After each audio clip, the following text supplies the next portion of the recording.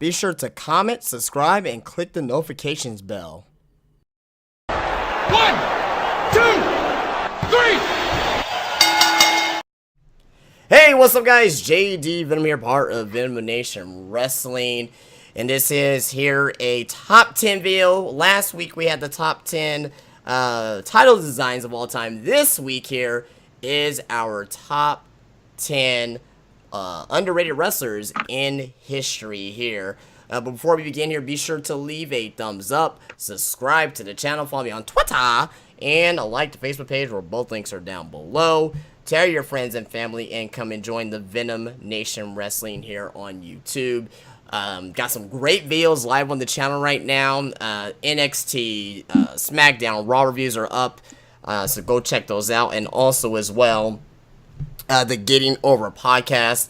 I did go over some news here about a particular WWE superstar who was mad backstage, but WWE made some peace, so go check that out. And also as well gave some news on WWE losing interest in Ring of Honor and buying them out, but they are interested in another promotion of buying out another particular promotion. It may not be who you are thinking, so definitely go check that out as well. But let's not waste any more time here. Let's get into our top 10 most underappreciated wrestlers, underrated wrestlers, wherever you want to call it, here on this list. But I got two buddies of mine here. I mentioned last week that I may be doing this here with some people, some by myself. So I think if things go well, we'll probably do this maybe twice a month here, and I'll probably do 2 a month by myself. So let me know what you guys think about that down below in the comment section, if you like it with this format or by myself, or you want to see a mixture of both here.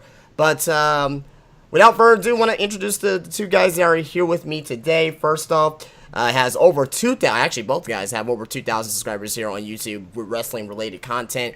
First, want to introduce Chase Oliver 68. You can go subscribe to him down below, and also follow him on Twitter at Chase Oliver 68. How's it going, Chase? Good, man. You know, ready to talk about some of the most underrated talent in professional wrestling history. Absolutely, absolutely. It's going to be a fun list, guys. Fun list. And also, as well, as I mentioned, over 2,000 subscribers here on YouTube as well. And you can, his YouTube name and his Twitter is the exact same thing. At Gold Standard 000. That is literally the number zeros, not, you don't spell out 000, but it is Ross. How's it going, Ross? What's going on? What's going on? Glad to be here. All right, here. So let's get into it. I'm gonna start off the top 10. We have our each individual top 10s. I don't know how long this video is gonna be, guys, but as long as it needs to be an hour, whatever it is. But it's gonna be a fun list. It's gonna be a fun list, and let's get into it. I'm gonna get into my top 10 most underrated wrestlers, and the way that I defined it is, you know, my top 10 most underrated wrestlers as far as guys who I think who don't get enough love as one of the top guys is, you know, in the business. And also as well, some guys who, you know, has won championships, many championships for one person on this list, but who never is seen as a great wrestler. But starting off at number 10 here for me. Now, the reason why I got this guy at number 10 is because of the fact that he is mentioned as a one of the best wrestlers in the world, but he was never really that top guy, so he still needs to be on this list here for me. You know, he has a lot of influences today in wrestling here, and he has a very similar look, or I should say one particular guy in WWE today has a very similar look to this guy, and that is Mr. Perfect Curt Hennig. Mr. Perfect, great in the ring. You know, had classic matches, you know, against Bret Hart, and, you know, had great feuds in WWF in the late 80s, early 90s, Intercontinental Champion, and just an overall great talent, and former AWA champion as well. Not too many people remember that. He was a former world champion, even though it was in the down days of AWA, but, you know, great talent, and what more can you say about Mr. Perfect Curt Hennig? He does come in here at my number 10. We'll start with Ross. Ross, who is your number 10 here? Your top 10 most underrated wrestlers? My number 10 is maybe a little bit off the wall. I'm not sure. His name doesn't get mentioned a lot, but I would say Damien Sandow. To me, he's a great character. Whether it was the scholar gimmick or whether he was the stun double with Miz, I feel like he could be a really good character, like in that upper echelon, like upper mid card kind of area where he could main event sometimes and then just go after the Intercontinental title. And to me, he just never really got like the chance to fully show what he could do. To me, like WWE would just pull the rug out from under him a lot of times, like especially when he was Damien Mizdow. Like he was so over, and WWE just never gave him the opportunity to do anything. So, and he was a good wrestler too. Like he never really had like long matches per se, so we never really got to see him have any like classics or anything. But like he was just overall like a great wrestler who just never really got the chance to do much of anything. So that's my number 10, Sandow. All right, so good pick for starting off the list here with Damien Sandow coming in at number 10 for Ross. Chase, who is your number 10 most underrated wrestler on your list? But most people will probably think I'm trolling with this. I am not. I believe he is underrated. I know he currently sucks. He sucked during his run in WWE. But this guy's underrated. He's one of the biggest draws in history of professional wrestling. He is the real Mexico greatest import. Mystico, a.k.a. Sin Cara, the original Sin Cara. Oh, my God. From WWE. Jesus Christ. He is one of the most underrated wrestlers in wrestling history. People don't want to admit it, but he was the shit back in like the mid-2000s, man. Mystico was the shit to watch. Like, NWA middleweight champion, CMLL welterweight champion. He was the only reason why CMLL had an audience. He helped CMLL get the branch to New Japan Pro Wrestling back in the mid-2000s. He was a huge draw.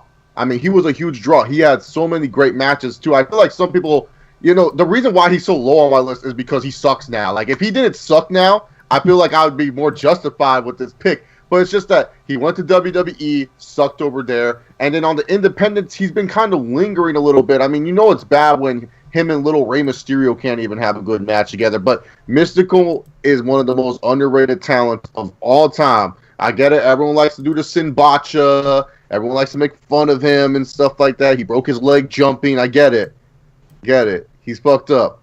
But back in the day, Mystico was the man. He was a guy that I liked watching, and I feel like a lot of people need to go back and watch some of old Mystical stuff because he is a top 5 draw of all time. And everyone's going to be like, no, that's not true. Look at the stats. Look at the numbers that he drew in Mexico. He's in the top 5.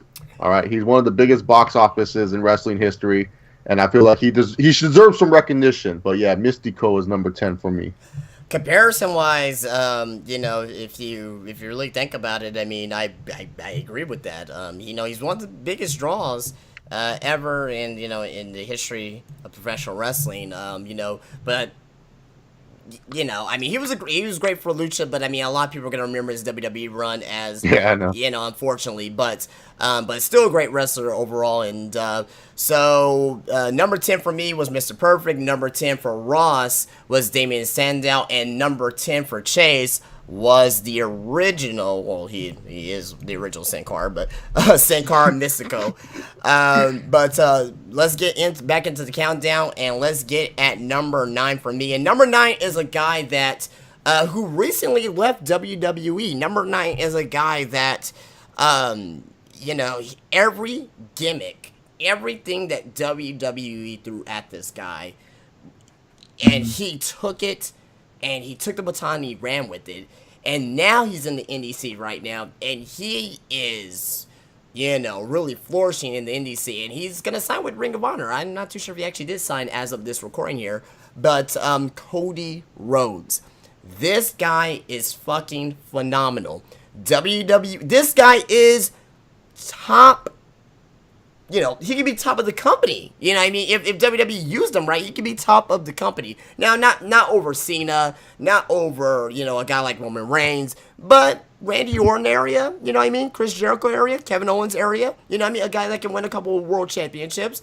You know what I mean? This guy is great on the mic, great in the ring. He has the lineage. He has the the outside persona where he could possibly do like media for WWE. He's great, being a heel or a face, and you can believe everything that he does in the ring as well. And it's just a shame that WWE never really struck the iron while it was hot with Cody Rhodes, and that's very unfortunate. Very, very unfortunate here. With Cody Rhodes here, but right now he's flourishing on the indie scene. Right now, like I say, he's signing with Ring of Honor and also as well New Japan, part of the Bullet Club as well. I can see him coming back to WWE because everybody comes back to WWE eventually, no matter who the hell you are. Everybody comes back. You know what I mean? So I see Cody Rhodes coming back within the next few years, but Cody Rhodes for me, he's my number 9 here out of my top 10 most underrated wrestlers. Ross, who is your number 9 here for your most top underrated wrestlers? My number 9 is going to be getting a title match at Backlash. It's God. not Jinder Mahal. It's not. I was gonna say no. It's Don't Ryan, on I this was like, hinder what the gender. fuck, man? Come on. Don't go with this Jinder Mahal bandwagon that everyone's on. Like, no, you can't convince me, WWE. It's actually Tyler Breeze. I thought you were gonna say AJ.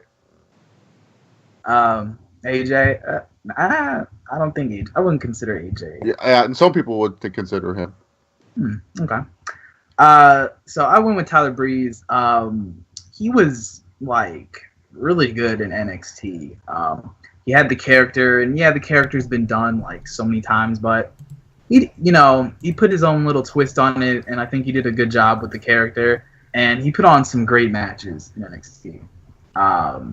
Just so many like good ones, like that 4-way. Very good match. You know which one I'm talking about. Yeah, I have the shirt. NXT Takeover Fatal 4-Way. Yeah. And when he got called up, like he just didn't really do anything, and just now he's getting a title shot with Fandango for the tag titles. This guy just has been floundering for like a long time. Like this guy could easily be a mid-carder who just has solid feuds with like pretty much anyone. I don't know if I would say he's like a world champion, but this guy just doesn't get used whatsoever. Like I don't think he's even had a good match like on the main roster at all. Like this guy is the epitome of like underutilized, and I don't think he really gets any credit from other people. Like this guy's a really good wrestler. He doesn't get anything to work with. So Tyler Breeze, my number 9. All right, so number 9 from Ross is Tyler Breeze, and I definitely agree with you as well with him being underrated in today's WWE. Let's go on to Chase here. Chase, who is your number 9 here for your most underrated wrestlers? My number 9 is also a former NXT alum. I wish I could be saying he has a match at Backlash. I don't even know what brand he's on. That's how underrated this guy is right now. But he is a former NXT World Champ. He was the longest reigning World Champ before Finn Balor broke that record. And that's the inspirational Bo Dallas, man. I feel like everyone loves Bray. I get it. Bray's the spooky character and all that other stuff. He's scary. He turns off the lights. But I love Bo Dallas, man. This guy, he's just comedy gold with this gimmick. The gimmick that he has is just such a great gimmick. And I just don't understand how he's not featured on TV. I get it. Maybe the dude personally has some problems backstage or some heat backstage. But the dude's talented. He is definitely like mid-card champion, a good transitional mid-card champion. Hell, I would even say you give him like a joke world title reign. If JBL Bradshaw from the Acolytes can be world champion, screw it. Bo Dallas could be a world champion just for like a 6 months, and he wins accidentally, and you just don't know why he keeps winning, and you just see this goofy smile. I mean, some of the stuff that he did on NXT too, you know, like the NXT fans didn't appreciate it, but once he got onto the main roster, then they started to really like Bo Dallas. Then they started to really see like, yeah, this guy had something going. I mean, refusing to do title matches because they wouldn't shake his hand, like, I never seen that before. Like, he wouldn't face Corey Graves for the title because Corey Graves forgot to shake his hand. I was like, yeah, you should have faced him. That was not good sportsmanship. Like, he was just such a good character, and I just feel WWE, when it comes to like a bunch of the young guys that they currently have, he's one of the guys where it's just like, I don't know why they're trying to change something with him or do something different. Just have him come out in his stupid little white tights, come out with that Bo Leaf shirt, looks like he has a bunch of water, have him jump around, make him have the undefeated Bo streak again. Act like he forgets that he ever lost in the first place. It'd be like the greatest thing ever. Like, dude's one of the most entertaining guys WWE currently has, and they just don't use him. And I just don't know why, because I just feel like he would be a good babyface or heel wherever WWE wants to put him. But yeah, he's number 9. He definitely deserves a lot better. Like, the reason why he's low though is because he doesn't bring much to the table when it comes down to matches though. Like, he's only limited to so what he can do in the ring. Because like, it's not like Bo Dallas is gonna throw you away inside the ring. Like, he definitely is one of those guys that needs to be carried, and it's just because he's so young. Like, people forget that guy's only 25, 26 years old, I believe. I mean, he still has time to grow and get better. It's just more of like, I just don't see him carrying himself very well as like that mid-card guy, like I say he should be. Like, character-wise, he could carry it, but when it comes down to that big-time match, do I expect like a Dolph Ziggler and The Miz from Backlash from a year ago? No, I don't expect him to give me that good quality of match that I expect after a good quality story, you know? So that's why he's so low. It's just more from the in-ring aspect. He still needs to improve because he's like more of a goofy style of a wrestler, but other than that, good guy overall. All right, so Bo Dallas, and quick point about Bo Dallas and Chase. Chase, he has vouched for Bo Dallas in the past, and you know, so I can, you know, really say that when we talk wrestling on here, you know, and we've been knowing each other for fucking 6 years now, 6 years. Which is fucking crazy to even think about that. Now I'm just saying that, but. He loved Bo Dallas, and you know, so I can definitely vouch for that. So number 9 from Chase is Bo Dallas. So wrap up is a 9. At number 9 for us here. Number 9 for me was Cody Rhodes. 9 for Ross was Tyler Breeze, and 9 for Chase was Bo Dallas. Let's keep it moving on here. We're going to be going on to number 8. And number 8 for me was for a guy, and I only picked one guy from this promotion because you can put a plethora of underrated talents in history here with anybody here, but I went with the guy that we known on commentary on his SmackDown days and also on the days when he was commentary on in TNA. And this guy, when I was first watching ECW, this guy here got me hooked on ECW. It wasn't Rob Van Dam. It wasn't the Sandman. It wasn't Sabu. It was Taz. It's Taz! Taz, when he was in ECW, and when he was the ECW champion, when he was legitimately the baddest motherfucker in professional wrestling for a couple years, this guy had a big fight feel around him. This guy, you know, did a lot of great stuff in the ring. This guy had suplexes upon suplexes upon suplexes in the ring. And just when he came to WWE, all that went out the window. Thank you, Triple H. Buried talent number 87 goes to Taz by Triple H. But, you know, despite that, though, I mean, if you watch his ECW stuff, that's all you need to watch from Taz to realize on how underrated, how underutilized he was in the WWE. I mean, I wouldn't necessarily say he would have been world champion because he was smaller. It would have been as believable. But, you know, put him in that realm around there. Like, you know, for God's sake, she gave Rikishi a fucking title shot at Armageddon, you know, Hell in a Cell. You know, in 2000, you could have gave Taz a shot at the world title. You gave Hardcore Holly a shot at the fucking world title. You gave R-Truth a shot at the fucking world title. Why not Taz? you know, again, it was the Attitude Era, so you had Austin Rock, you know, you had Foley and Big Show and Taker and Kane. So Taz, you know, he wasn't really, you know, in that mix. But hell, you brought over probably the most, I would probably say, probably the best ECW champion of all time, arguably. You can, you know, you can put your points about fucking Shane Douglas or other guys there that was in ECW that were world champions, Raven. But I would say that Taz deserves more credit and more respect as a performer in the ring. And like I said, that big fight filled with Taz, you know, was enough for me to put him at number 8 here on my top 10 most underappreciated or underrated. Well, I don't even know what the fuck I'm gonna call this video. Underappreciated, underrated. It's the same shit. Underrated wrestlers here of all time for me.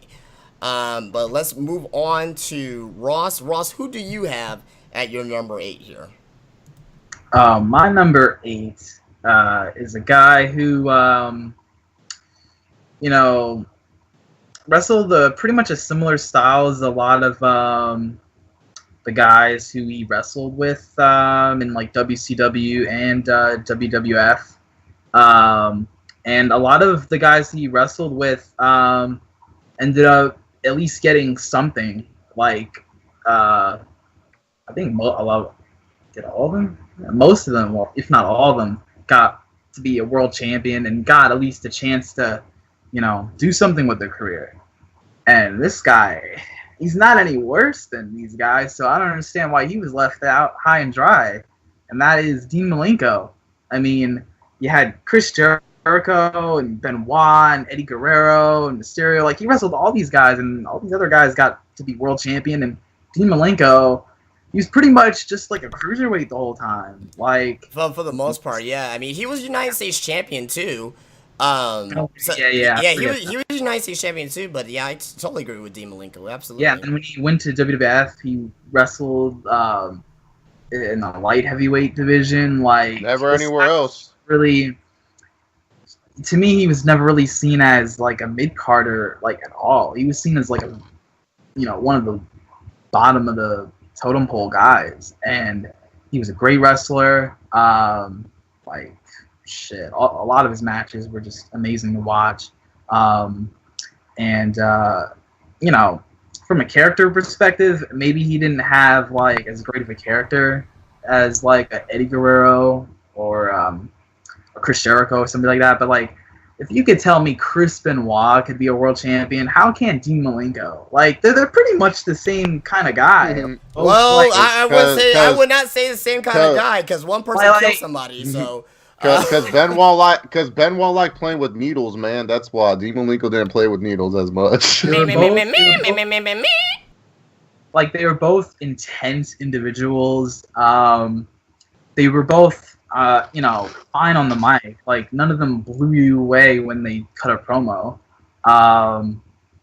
Yeah, like, they're both pretty much the same kind of guy. And Benoit had much more success in his run in WWF than Dean Malenko did. So, Dean Malenko, easily one of the most underrated guys ever, for sure. Yeah, that's right. I definitely agree with you. Unfortunately, I did not put Dean Malenko on my list. He made honorable mention. Yeah, he's definitely an honorable mention for sure. So I wanted, you know, for me, he's an honorable mention. But I mean, it's so hard picking a list together with you know, for something like this. You could put a fucking top 20 together, but we'll be here all night. So that's why we're here at a top 10. But yeah, great choice by Ross with Dean Malenko at number 8. Chase, who is your number 8? All right, my number 8 is not conventional when people think of underrated. In fact, maybe people will think he's overrated. But I know the guy's a multiple world champion, a 2-time Royal Rumble winner, and also one of Hollywood's current biggest stars with his newest movie, Guardians of the Galaxy 2. But Dave Bautista, I have as underrated. And here's the thing. Batista, I feel, doesn't get his just due when it comes to being a main event top guy for the company.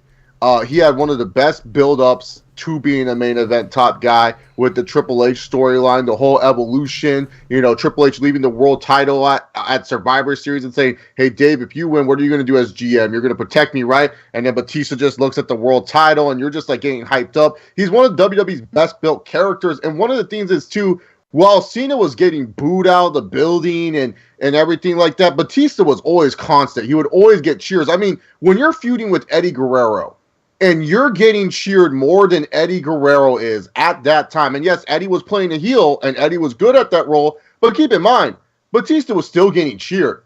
And then when you're going against The Undertaker at WrestleMania and you're not booed out of the building, you're getting at least mixed reactions. You're getting at least good cheers. During that whole Undertaker feud, did Batista get booed once? No, he got cheered. He got mixed reactions, if anything.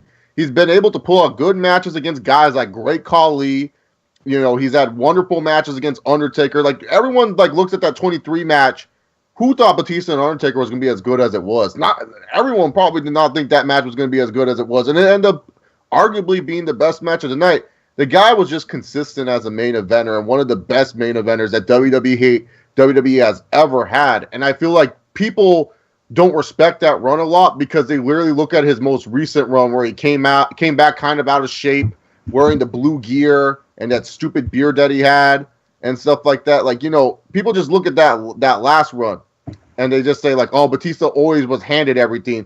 And the thing is, too, the reason why he's low on this list is obviously because he was a top guy and he did it really good. And obviously, outside of WWE, he is somewhat successful, more successful than most people outside of WWE. That's why he's low on this list. But also, too, let's not forget, it wasn't always Batista's fault why he kind of was always in the main event. Every time WWE tried to write this guy out of the main event scene, some bullshit would happen, man. Edge would get injured because Edge, he's a total vagina. The dude can't stay healthy to save his life. Undertaker, he would get his back. Like, you know, he had to go fix his grave or his coffin. I don't know what he had to do, but he would always get injured. You can't have Rey Mysterio facing Great Khali for the world title one-on-one. That's just ridiculous. King Booker gets in fights with him backstage. I mean, really, to be honest here, it was just like Batista. It wasn't his fault why he got force-fed everything. It was more of like circumstances. They would always have like, oh, if Batista loses, this is his last chance. And then that would last a week because then someone got injured. I mean, like I said, you can't have Rey Mysterio face Great Khali one-on-one for a world title match. That's like having Funlay and William Regal go one-on-one for a world title match. That's just ridiculous. But yeah, no, Batista, number 8, well-deserved. One of the best wrestlers, but also very underrated. I know a lot of people are going to think are overrated, but I can name you 20 wrestlers that are more overrated than Dave Batista. Like, he is definitely underrated as a main event talent because, especially in today's wrestling, when WWE tries to build main event talents, how many of them actually really pan out that well? You look at Reigns, dude's getting booed out the building. The guy can't even get a cheer to save his life. You wouldn't be saying that about Batista. So, Batista, highly underrated. All right, yeah. I like Batista. I really do. I think he's more underrated in my instance as far as being the total package and being on the mic, especially his heel mic work is fucking very good. But to recap, number 8 for me was Taz. Number 8 for Ross was Dean Malenko, and number 8 for Chase was Batista. How big is Batista's dick? I don't know. Pretty big. Well, apparently to some people. All right, so let's get into number 7. And number 7 for me here will probably be, I would say, probably the most controversial here of the list. You know what? I think I will say probably one of you guys will probably have it here on this list. Don't spoil it though. If you guys have this wrestler on the list, just we'll wait till we get there if you do have it here. But number 7 for me is a guy who is one of the biggest faces in WWE history. He's a guy that gets booed out of the building, and recently, over the past couple of years, he's been winning back some fans, and he's won back me.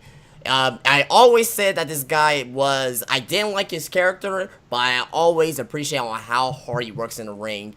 John Cena. Yes, I am putting I thought you were going to say Miz. I thought you were going to say The Miz, to be honest. No, I thought you were going to say Miz. I love The Miz. I think he's underrated, but he's an honorable mention for me. But I'm going to put John Cena. Yeah, no, I was gonna say Miz. Oh, yeah, Miz, he didn't make my list. He's honorable mention. But, like, oh, my God. Like, I can't believe Cena. I'm going to put John Cena on this list is because that I will say it takes 2 to tango.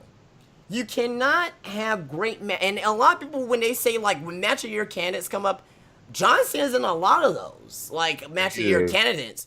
AJ Styles, CM Punk, you know, when he had matches against Batista and Edge and, you know, Randy Orton, well, a lot of, some of them Shawn were. Michaels.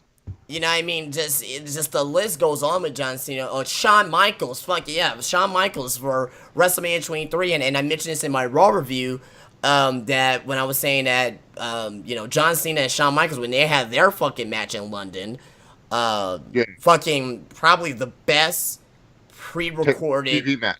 Yeah, pre-recorded, right? TV match, period. But also pre-recorded and overseas as well. They didn't have to go out there and, like, steal the fucking show and make it a fucking match of the year, you know, in 2007. But that was one of the top 5 matches of the year in 2007 for John Cena and Shawn Michaels. Cena's great. He's one of the best of all time telling a story in the ring. Despite what you think about John Cena, he's one of the best of all time telling a story in the ring. Now, his actual wrestling is not the best, I will say that. But when he needs to put a good match together, he will.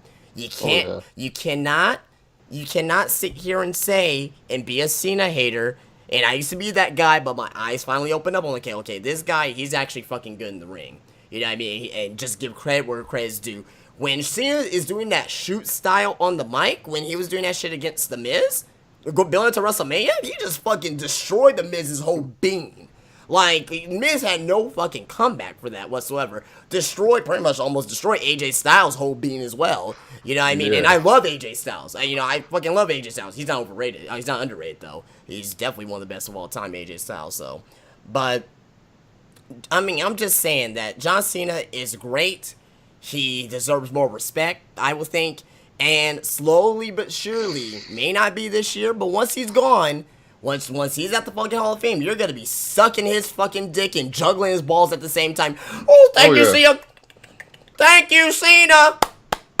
Thank you, Cena.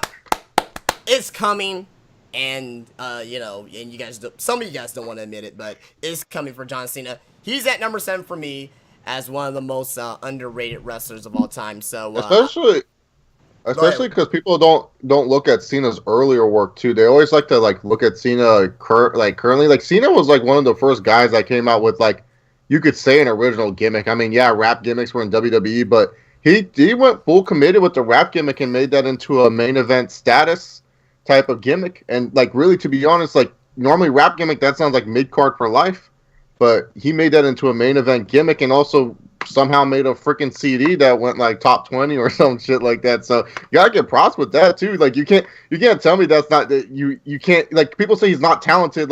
How is that not talented? That's pretty damn talented if you can be a Vanilla Ice type of character, a mid card for life character where really, to be honest, your highlights were slapping Stephanie's ass and rapping at a Halloween party. And you made that into a main event, not only winning a world title, but also selling a hot CD. You know, they had some decent songs and stuff like that. Obviously, one of them being his theme song that he's had for the last 12 years. So, yeah. Yeah, for sure. And that's he's my number 7. But Ross, to you for your number 7 here, who's your number 7 on your most underrated wrestlers? Number 7, Justin. I think you especially are gonna love this. Oh man, I feel it coming. I feel it coming. I think I know what you're about to go with, but go ahead, man. This guy, his first year on the main roster, he was amazing, and then after that, what happened? This guy nothing with him. He had some horrible feud. He got thrown in a faction. Yes, I'm sure you know what I'm talking about. Yes, just say it. Masturbation Celebration. Yes, Masturbation Celebration. Woo! That's what I'm talking about. Rusev, in his first year, he showed why he's he could easily be a world champion in the company. He's good. He's got that kind of stereotypical I'm not American, boo me, but he just has that kind of presence about him, or just I don't know what it is, but he's got something about him that like when he talks, like you're like screw this guy. Like I think he gets legitimate heat, when he's given good material to work with, and he's just got that presence about him. He's a really good big man wrestler. Definitely like one of the best. Like his matches with John Cena were good. This guy just never got like a big opportunity. Maybe now he'll get a chance to get the ball rolling again. Maybe he gets a world title shot at Money in the Bank. That's what he wants at least. So I'm hoping on SmackDown he starts to do something now. Like, but sheesh, this guy was like thrown to the backside. Like this guy was just. I'm surprised he wasn't released at one point. Like I felt like he was gonna get ready to leave the company, like because they weren't doing anything with him. So, Rusev just so underrated. Like he definitely deserves a lot more.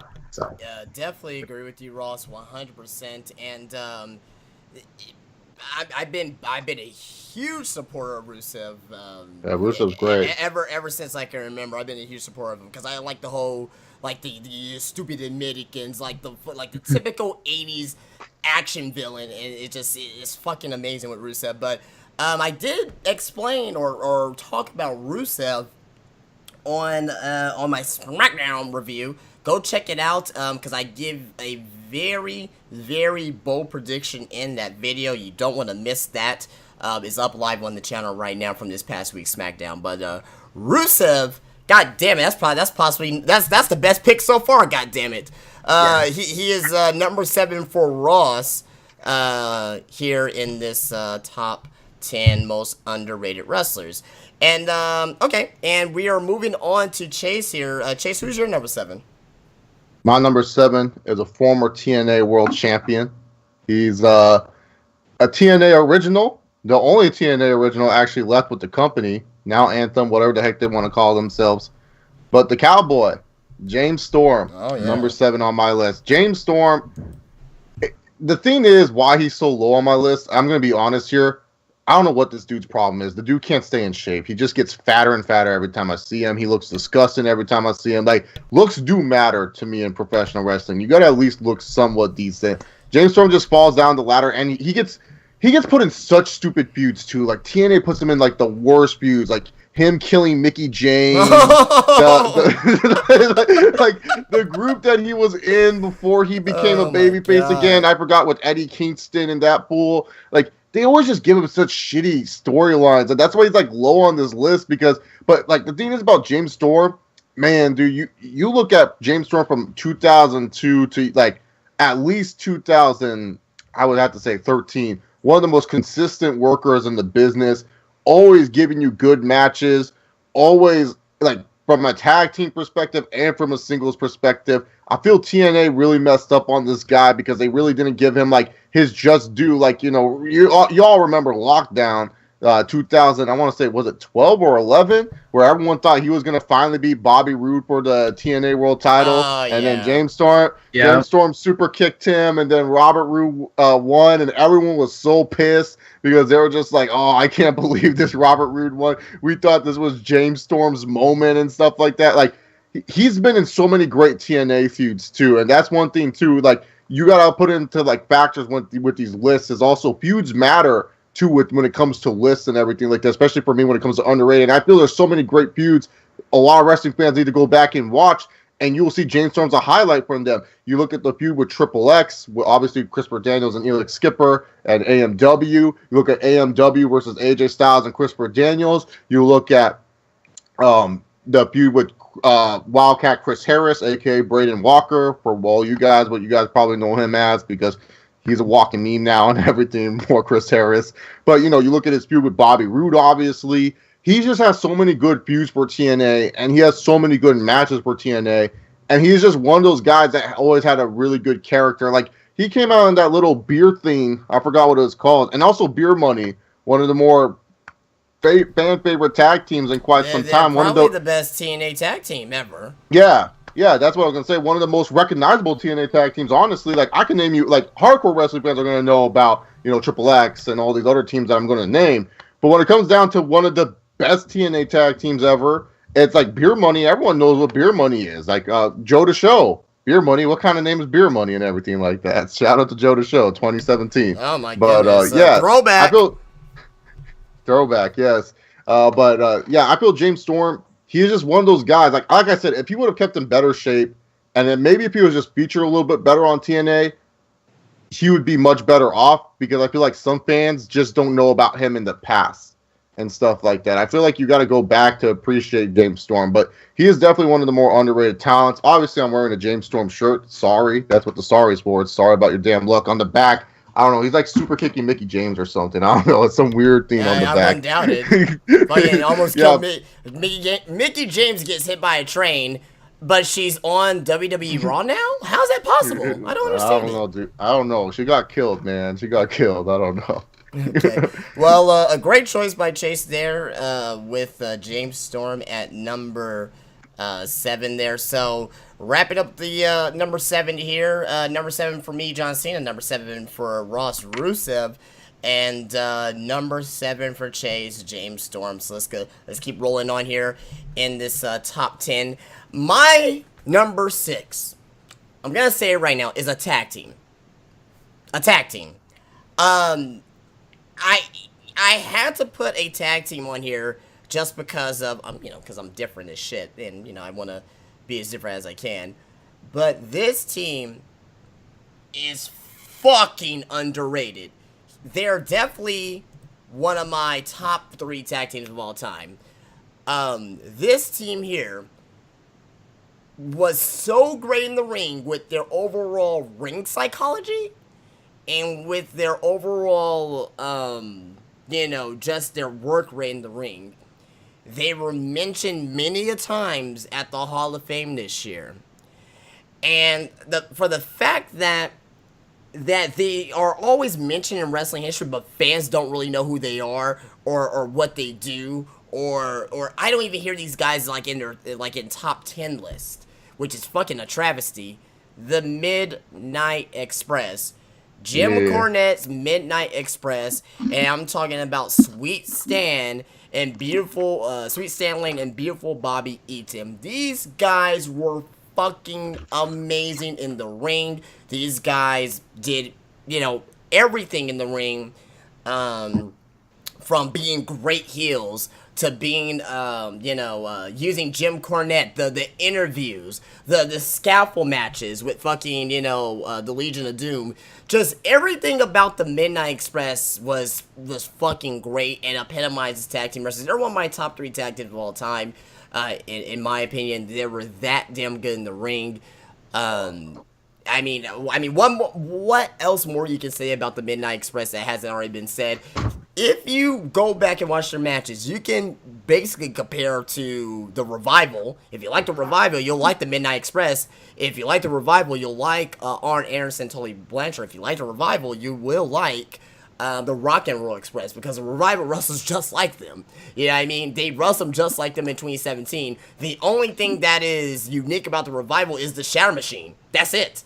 You know what I mean? That's the only thing that's modern about the Revival. But everything that the Revival does, and why the Revival is my favorite tag team going right now, is because they wrestle with the psychology as the Midnight Express, as the Rock and Roll Express, Tully and Arn. And, like I said, they're just fucking amazing. But they do come in here as my number 6, I guess you want to call them most underrated wrestlers in this particular situation here. But yeah, Midnight Express, number 6 for me. Ross, who is your number 6? My number 6 is another big man wrestler. And this guy, he just never amounted to much. And I don't think WWE knew what the hell they were doing with this guy. Sylvester Terkay. Yeah, Chase. Oh my God. Jesus Christ. Whatever. Sylvester Terkay. Heidenreich. It's actually Heidenreich. No, I'm kidding. Not Heidenreich. Oh my God, this whole list was just became illegitimate now. No. Seriously, it was it's got to be Bam Bam Bigelow. Like Bam Bam Bigelow, man. Yes, Like, yes, for sure. I think it's just a matter of like wrong place, wrong time, maybe. Like I don't know. Like this guy was so good, so athletic. He was a great big man, and the highlight of his career was facing Lawrence Taylor at WrestleMania 11. The worst WrestleMania of all time, and it's not because of Bam Bam Bigelow. It's just that show fucking sucks dick. Worst WrestleMania ever. And like, shit, this guy could have been like a big star for the WWF, but apparently they didn't see it. Like this guy, did he ever win a title? I don't think he ever won a title. He's never won a major world title at all. Not even in. I don't think not even the EC. No, I think he did win the ECW title actually, if I'm not mistaken. But I know he was the ECW television champion for sure because he had that feud with Taz. But I'll get back to you on that as I Wikipedia that real quick. But continue, Ross. Isn't he also the second only person to win the ECW FTW title, the Taz exclusive belt? I believe it was. I think it was him, or I think it was Sabu. Yeah, I think who it was. Okay, one of the. Well, I know one of those two during the feud with Taz won that belt. But yeah, Bam Bam didn't make my list. There's two big guy wrestlers that I wanted to put on my list, but he had a lot of success in WCW, and I feel like Boy Meets World really helped him out. So like I didn't put Vader on my list. I love Vader, but I feel like people appreciate Vader and stuff like that. Like I feel WWE doesn't. But no, yeah, Bam Bam is super underrated when it comes down. I was going to put him on my list, but there was just other guys that I kind of want to squeeze in here that I feel like are a little bit more underrated in terms of what they can do. But yeah, no, Bam Bam's super underrated, man. He made that stupid jumpsuit he wore worked. People don't realize he wore like a stupid ass jumpsuit, man. If you saw some fool wearing that flame jumpsuit nowadays, you make fun of that. But man, Bam Bam Bigelow, you wouldn't make fun of him if he came up with that, man. But yeah, no, he's definitely hugely underrated when it came down to it. Big guy, can move very well. I mean, he got a decent match out of fucking Lawrence Taylor. I mean, that's pretty impressive if you ask me. And Lawrence Taylor's just a goofy football player. Yeah. I mean, I definitely agree with Bam Bam Bigelow. I mean, he didn't make my top 10 here. Definitely an honorable mention. But I would say this, Bam Bam Bigelow, Vader, even Yokozuna. I love Yokozuna to death. Yoko. If we did top 11, he'll be at my number 11 for sure. Because I feel bad for leaving him out. But Bam Bam Bigelow, just for the record, just looked it up here. He was ECW champion. I was right. In late '97, he won it from Shane Douglas, and he was only champion for 45 days. So that's probably why we do not remember that title reign. But Bam Bam Bigelow for Ross does come in at number 6. Chase, who is your number 6? My number 6 is one of my favorite independent wrestlers of all time. He's a former TNA X Division champion, NWA Tag Team champion, probably in one of TNA's best tag teams of all time, to be honest here. ROH World Champion, although for a short minute of time, you never thought it would happen, but he did. The notorious 187 Homicide. He is very underrated for what he did. Ring of Honor, the storyline between him and Daniel Bryan was one of the best storylines that Ring of Honor ever produced. You know, Daniel Bryan was this dick white boy, and Homicide was going to take him to the mean streets of Brooklyn and beat his ass and win the ROH World title, and he did just that. But also just being part of one of TNA's more influential groups in the Latin American exchange. I mean, honestly, if you want, I don't know why they wanted to push Hernandez's goofy ass. That's why I was going to put LAX as a group, as an underrated, but I've never liked Hernandez. I never thought Hernandez was an underrated talent. I always felt he was like a forced talent, man. Like Supermax, I never liked him all that much. He's not bad. It's just that I don't know what TNA saw with him. His character always did stupid stuff, but Homicide's character, I thought he could have been the perfect guy, because especially with Conan being the mouthpiece for him, he could have been a perfect guy that could have been a good little short NWA World Champion and stuff. But yeah, no, Homicide, he's just an underrated talent overall. He can wrestle many different styles, has many good matches with a lot of people's WWE favorites. He has a great match with Dean Ambrose that people have to see. It's like a death match. Homicide tried to almost use a staple gun on his tongue. It was crazy. I couldn't believe it. But yeah, no, He's really good. LAX as a whole is one of my favorite TNA factions / groups. Very game changing for TNA, and especially like people were actually getting behind LAX too, which was funny because they were saying "fuck America," but then again, they were in Florida, huge Hispanic demographic down there. So yeah, but I feel Homicide doesn't get his just due. I feel people just see him as like, oh, he was a little guy in LAX, but go watch Homicide's ROH work, man, and there you will see, man, like Homicide was definitely underrated. Yeah, definitely underrated was Homicide. I definitely agree with that. And he did mention about Hernandez, and all I have to say is Hernandez versus Matt Morgan, their feud. Do I have anything else left to say on that one? Absolutely not. But Homicide, worst first blood match ever. Yeah, awful. But Homicide for Chase does come in at number 6 here. So number 6 for me was the Midnight Express tag team, Ross with Bam Bam Bigelow and Chase comes with Homicide at number 6. So we're halfway through the countdown here. Let's continue on here, and let's get in at number 5. Number 5 for me is a guy, and I'm gonna say it right off the bat. He is one of those guys that is still around today in the WWE as a huge part of what they're doing down in Florida.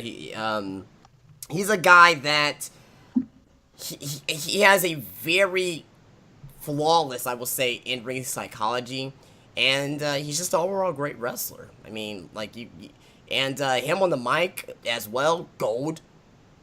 William Regal for me comes in at number 5, and just by okay, I'm gonna tell you guys something right now. For NXT coming up in Chicago on which is 10 days from now, you're gonna have Pete Dunne versus Tyler Bate for the WWE UK Championship.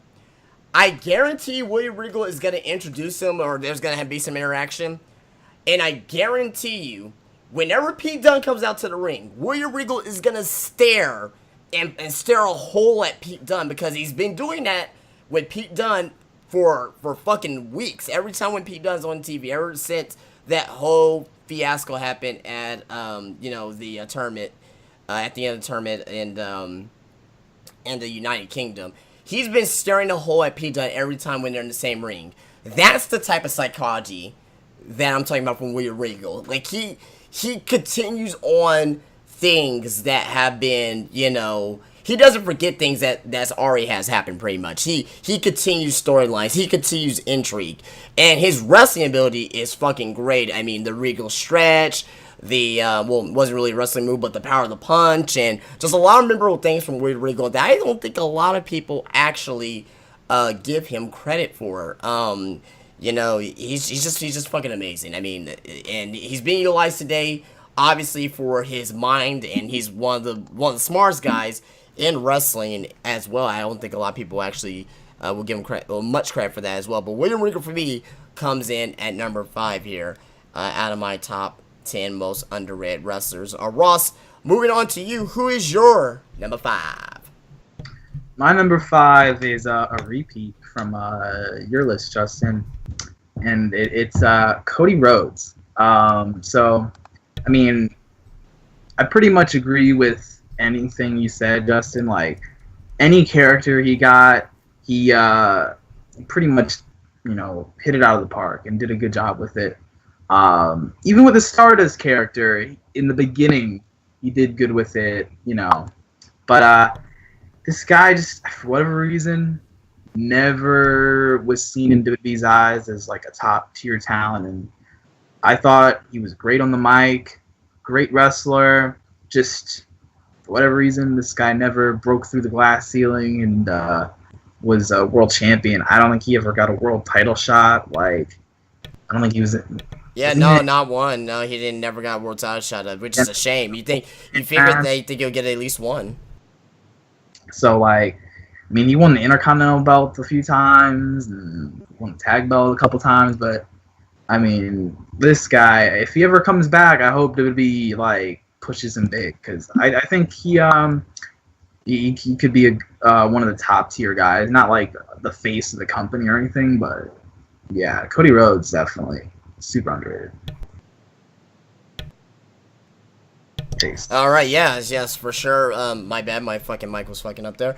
Okay. But yeah, as I mentioned, I don't want to get more into it, but definitely underutilized. He's gonna come back eventually. It's just gonna be a couple years, kind of like Drew McIntyre. Drew McIntyre, he's finally gonna be utilized right in WWE.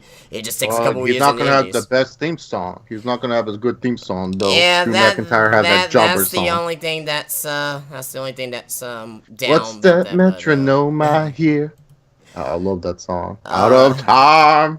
Out of So time to say goodbye. All right, but Cody Rhodes for Ross, our first double on here so far. Can we get a triple? Can we see Cody Rhodes from Chase's list? You'll have to wait. You'll have to wait and see. Yeah, I'm gonna say we're gonna have to wait and see. But Chase, we're on to your number 5. Who's your number 5?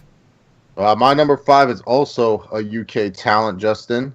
Similar to William Regal, he is a part of NXT as well, and he also is on the commentary team.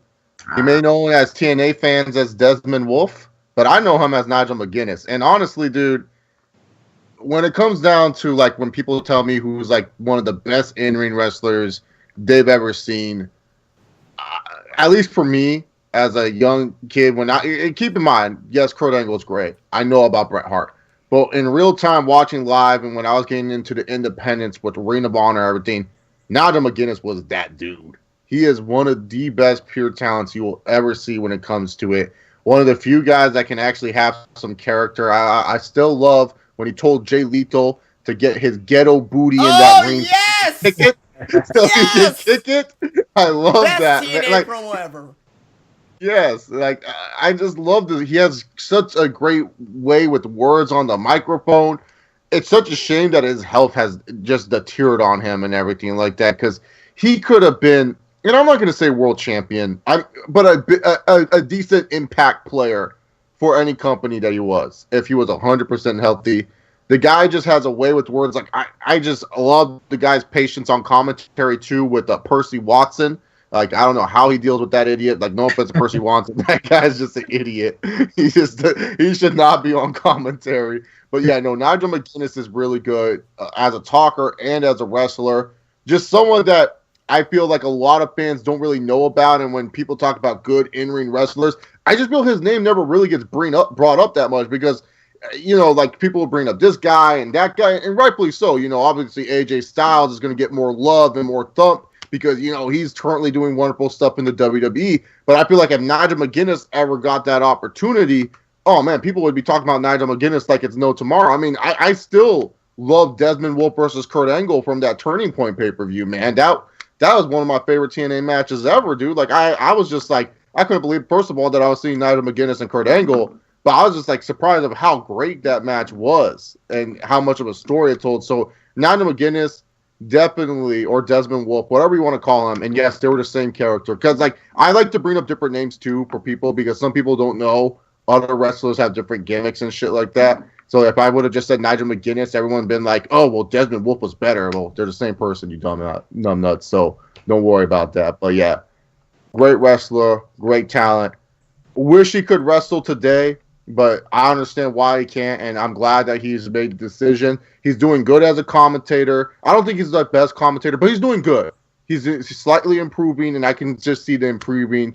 As long as he says ghetto booty once on commentary, my life will be complete. Like, you get that ghetto booty in the ring, because I'm going to kick it. Like, love that guy. Fucking amazing promo.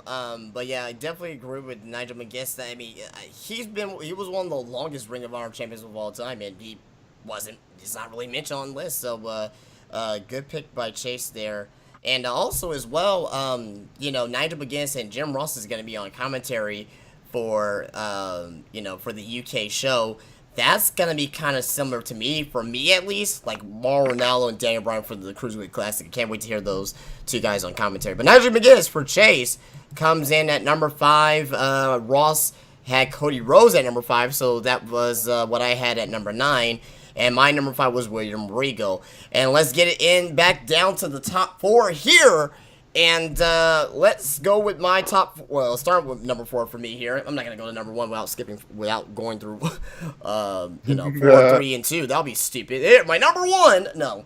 My number 4 here is a guy that recently was inducted into the WWE Hall of Fame. And I'm not putting this guy on his list because that he's been brought up recently. I always loved this guy. He is he's definitely one of my top 5 favorite WCW wrestlers of all time. During the whole Monday Nitro WWE Raw, fucking the Monday Night Wars. Diamond Dallas Page. Bang. He is fucking phenomenal. Great fucking talker on the mic. I don't think he gets any fucking credit as far as being a great mic worker. He's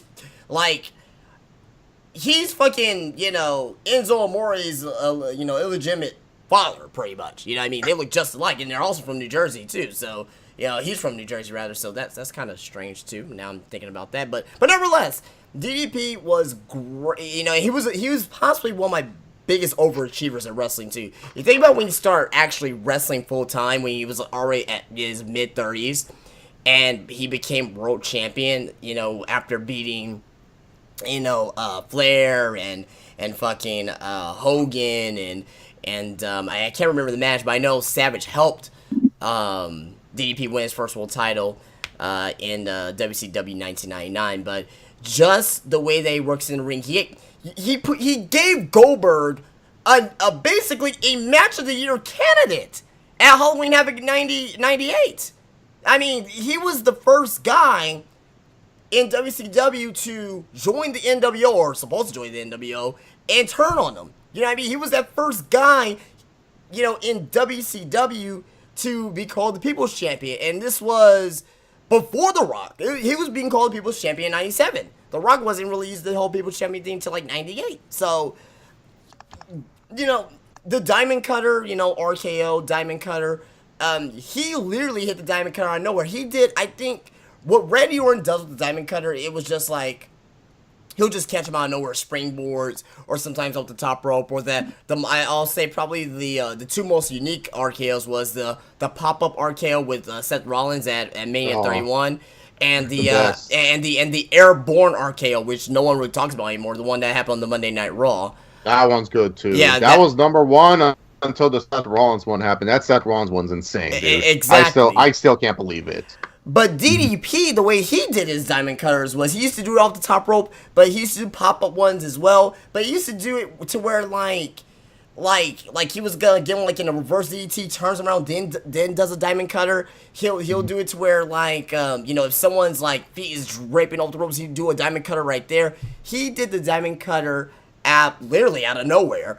Diamond Dallas Page, though, fucking fantastic. I can't really stress on how great he is. If you have the network, just go back to WCW 97-98 and just watch with Diamond Dallas Page. So over in the crowd, going through the crowd, everybody put up the Diamond Cutter symbol. He doesn't get enough credit, and he does come in at my number 5 here as one of my top most underrated wrestlers here in history. Ross, we're moving back on to you, sir. I said number 5. I said for DDP's number 4. My bad. But who's your number 4 most underrated wrestler, rather? All right. My number 4 had a lot of nicknames. I could go on about the nicknames, but he had a lot of nicknames that he would go by. He was a tag team wrestler, and he did a lot of singles, but he just wrestled around that time period where he wasn't going to get his opportunity because WWE just refused to make new stars. So he just was left in mid-card hell throughout his whole career. And he still wrestles today. He wrestles on the Independents and some other company. And that is John Morrison, Johnny Mundo, whatever you want to call it, Johnny Nitro. A lot of people compared this guy to a Shawn Michaels kind of hybrid kind of character, and maybe he didn't have the same charisma. It's hard to, live up to the Shawn Michaels name, but John Morrison, I don't know how this guy never was a main eventer for the WWE. He was on the cusp of being the main eventer. I remember the first Raw of 2011. he went up against the Miz for the WWE Championship. Great And match. it was in that street fight match. That was a great match, and but yeah, the athleticism this guy has just off the charts. That CrossFit style, whatever you want to call it, like he does a great job, and he has the charisma. He could be a face or a heel. Like I think he could do both pretty good. Like I don't see what was wrong with him. John Morrison just. Everyone said it was his mic skills in WWE, but I mean, I thought it was okay. It wasn't great by any means, but I just think because like the whole locker room, I feel like because he wasn't a man in the locker room, he didn't know how to handle Melina backstage, and so that kind of hurt his rep, I guess. Like that kind of does play into factor political bullshit and wrestling and stuff sometimes pulls out. We talked about it with Taz, got buried by Triple H, politics and everything like that. Same thing with John Morrison, most likely is like politics, Yeah, like if he would have stuck around, like Ziggler, he'd be great for today. Like Ziggler won Money in the Bank and everything. John Morrison could have easily had something like Ziggler, and Morrison probably would have had a better career than Ziggler. And Ziggler's like this great wrestler and everything, but Morrison is like even better than Ziggler. Ziggler just cuts all these shit. Hey, watch your mouth. I like Ziggler, but gotta like reinvent himself a little bit. I don't think he's doing it. But Morrison, yeah, like shit. And I've seen some of his stuff in Lucha Underground. I don't watch really much of it, but he's good there. Like, it's just a shame, man. Hopefully, him and Ricochet, aka Puma, had like a great match.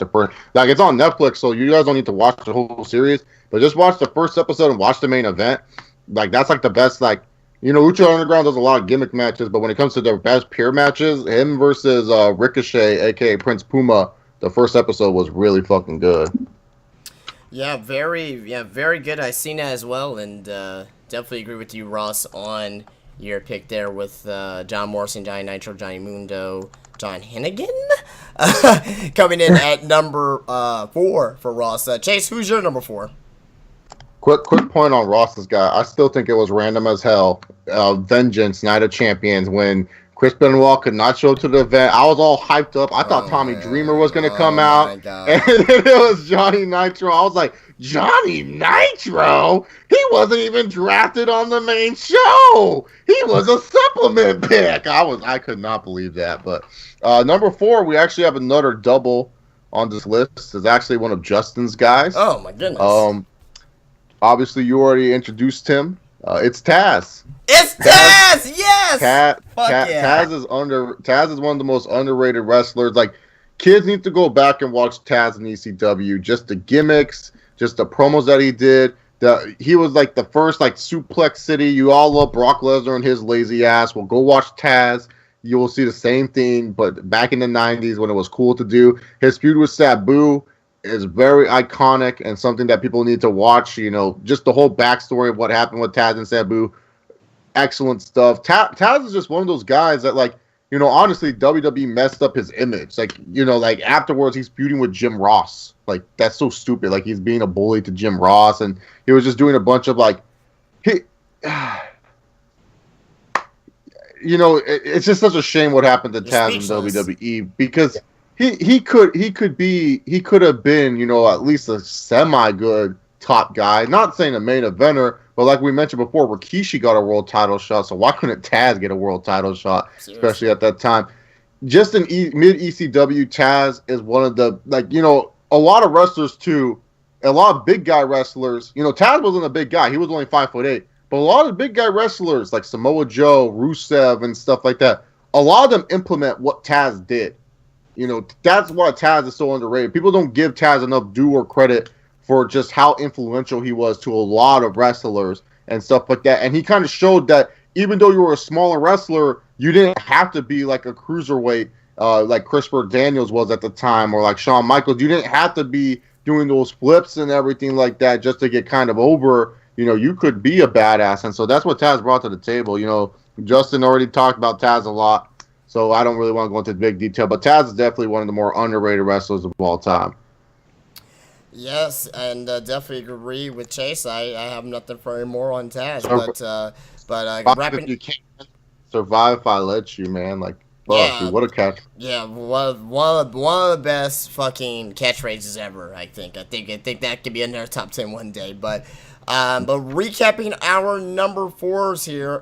For me, it was Diamond Dallas Page. Number four for Ross was John Morrison, and number four for Chase was Taz. Getting into the cream of the crop, the top three for it, and oh my god, I don't want to say I'm kind of petrified to hear what's gonna come out of our mouths here for the top three, because it may be something great or it just may be something out of left field. Oh my god, Viscera, you're number one. What? Oh, gotta change my list now. I have Big Daddy V. Big Daddy V, Brodus Clay, Yeah. what's his face? Snitsky. Yeah, Those are my Snitsky. top three. Well, number three isn't my fault, but number three is a guy for me who is Great quality. he's recognized. He's definitely recognized as one of the greatest ever. But I don't really think that people actually get it. I don't really think people actually get on how great he is. I think people actually see how great he is because, they name a move after him. And he was part of the Four Horsemen. He was part of one of the greatest factions of all time. He was a guy that, who was Ric Flair's best friend, right-hand man in the WWE today. And I'm talking about Double A, Arn Anderson. Yes, Arn Anderson for me comes in at number 3 here. And his ring psychology, going to William Regal, his mic work, the way that he makes everything bigger than what it is, the way that he is on his mic, the way that he hits his moves in the ring, the way that he punches, the way that he kicks, the way that he hits his spine buster, as everyone says, oh, Double A spine buster, when Triple H does it, or, when somebody else does it. He was more than just a spine buster. He was a total package. And if I think that he wasn't a part of the Four Horsemen, he definitely would have been world champion. It's a shame that this guy never really had a shot at the world title. I think, and this was, of course, back in the NWA days, but I think maybe like a Arn Anderson face turn against Ric Flair, that could have worked, because they did it with everybody else in the Four Horsemen. Why not Arn Anderson? They did it with Barry Windham. They did it with Lex Luger when they got the Horsemen and feuded against Ric Flair. I would have loved to see Arn Anderson and Ric Flair in a feud. We saw it years later in WCW, but it didn't really mean as much as what it could have been back then. Great worker, he's very smart. As far as a mind for the business here, and he's, like I say, he's highly respected, and he's a legend. And what else can I say? This man is a legend in business, and the enforcer, Double A, Arn Anderson, comes in at number 3 here for me. So, Ross, moving on to you. We're getting to your top 3 here. It's gonna be fucking epic. Who is your third most underrated wrestler? My number 3 is another repeat. This is a repeat of Chase, and it's the shirt that he's wearing. It's James. Wow, Cowboy, yes. Top 3 for Ross, James Storm. Like he's a great wrestler, and for whatever reason, TNA just, they never see him as like this top of the company guy. Like I still will never forgive them for not making Rude versus Storm the headlining match at Bound for Glory for the world title. Like instead, it was a non-title match. What was that? 2012, I think. Yeah. Like James Storm won that match, but like I wanted to see Storm win the title back finally. I felt he was the guy to win the title, not Austin Aries. Like, I was so against Aries winning that belt. Like, Storm. Now, sorry to interrupt, Ross, but let's just talk about, and this is completely off track, but I always like to talk about this. TNA champions who were TNA champions. We're talking about guys like we talking about Austin Aries, Chris Sabin. Are you fucking serious? Are you serious? Chris Sabin? Like, just guys like that, man. It's just just out of nowhere. All right, Eric Young. Yeah, Eric. Yeah. Oh my God, I forgot about that. Oh my God. But okay, go ahead, and continue, Ross. Go ahead, man. Yeah, like James Storm, just one of the most popular guys ever in TNA. For whatever reason, he didn't stay in NXT. I think he would have done a good job at NXT, but he went back to TNA. Just great overall talent. I mean, what else is there to say that Chase didn't say about him?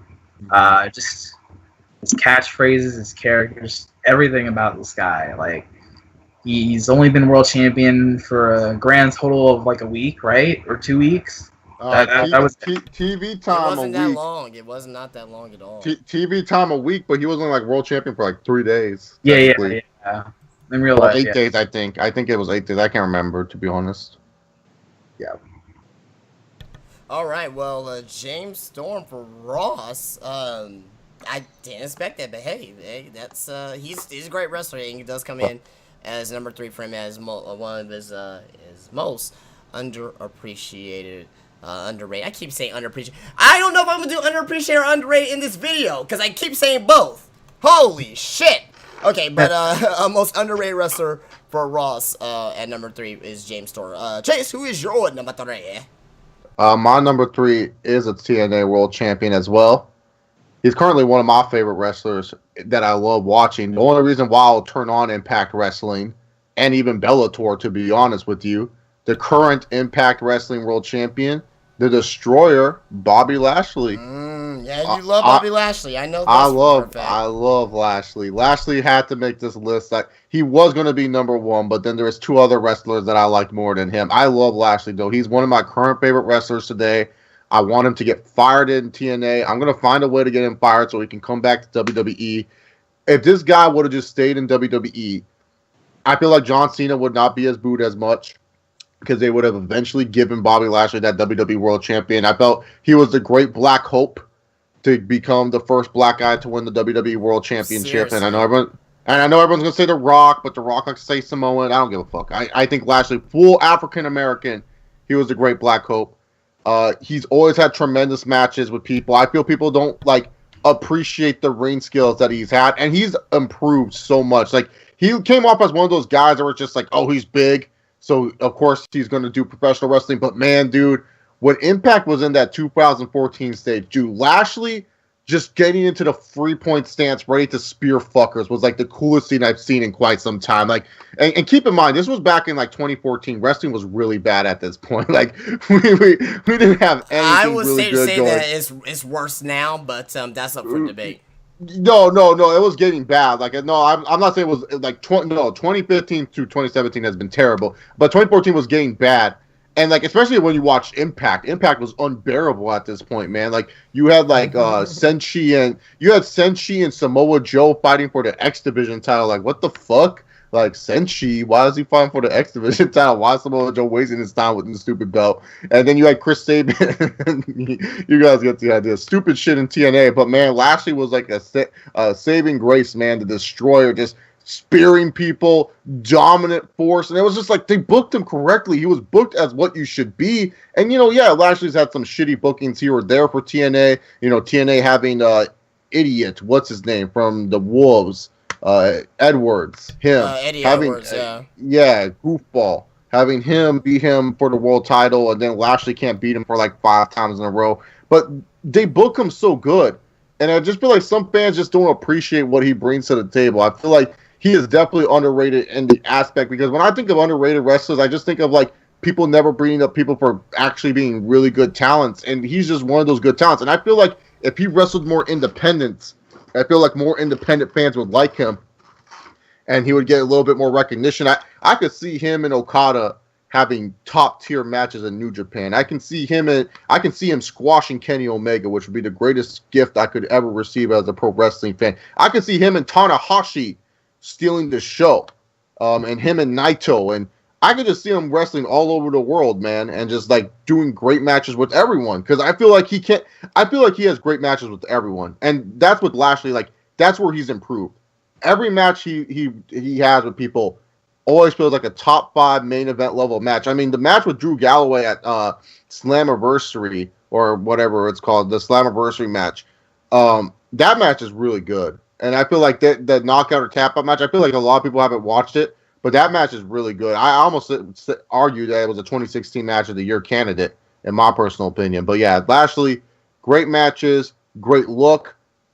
Charisma lacking a little bit, but he's worked on it. I love the press conference he did with EC3. He was just pretty much punking EC3, almost being the better mic worker than Derek Bateman. But that's up for debate. Everyone loves Derek Bateman for whatever reason. But yeah, overall though, Lashley is a great talent.